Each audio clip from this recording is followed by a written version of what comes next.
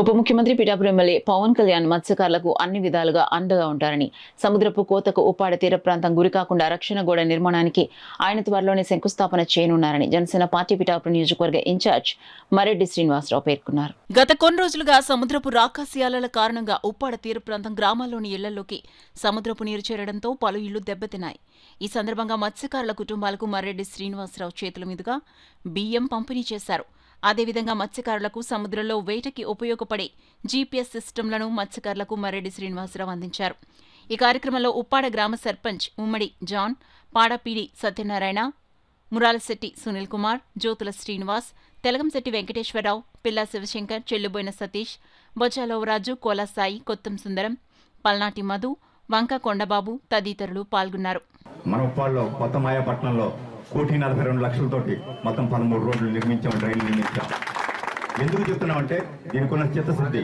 ఈవేళ ఈ 5 ఏళ్ల కాలంలోనూ జరగబోయే అభివృద్ధి నభూతో నభవిష్యత్. ఎందుకంటే ఇది కేవలం ఓట్ల కోసం కాదు, అభిమానంతో మీరు పిఠాపురం వాసులు మాకు ఇచ్చినటువంటి ఈ విజయం ఈవేళ రాష్ట్రంలో ఎన్డీఏ ప్రభుత్వం, దేశంలో మోడీ గారి నేతృత్వంలో కొన్ని ఎన్డీఏ ప్రభుత్వం ఏర్పడడానికి ఊపిరి పోసింది పిఠాపురం ప్రజలు.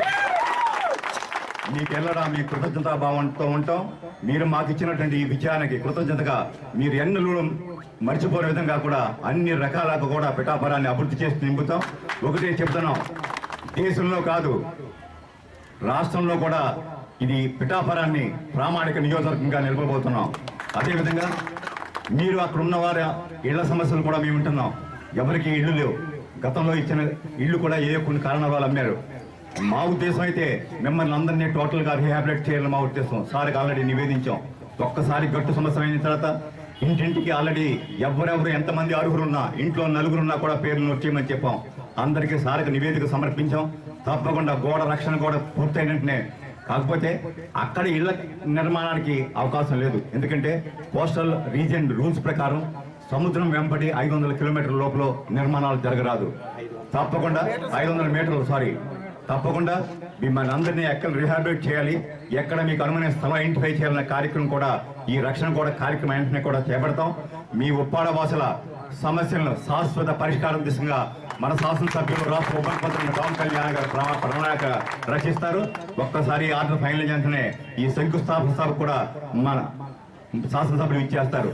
నిన్నటి రోజు నేను పర్యటించినప్పుడు మన మత్స్యకార సోదరులంతా ఎంతో ఆనందంతో చెప్తున్నారు, సార్ 2 సార్లు సార్ వచ్చారు, వచ్చిన చేప సారల్లా కూడా మాకు అనూహ్యంగా ఎన్నో చేపలు పడ్డాయి. చేపలు సార్ని మళ్ళీ ఒకసారి రమ్మని అడుగుతున్నారు. తప్పకుండా సార్కి నివేదించాం. మళ్ళీ ఈ ప్రాంతం విజిట్ చేసేలాగా మీ కష్టాలన్నీ కడతీర్చే విధంగానే కూడా కార్యక్రమాలు సాగుతాయని మరొకసారి చెప్తూ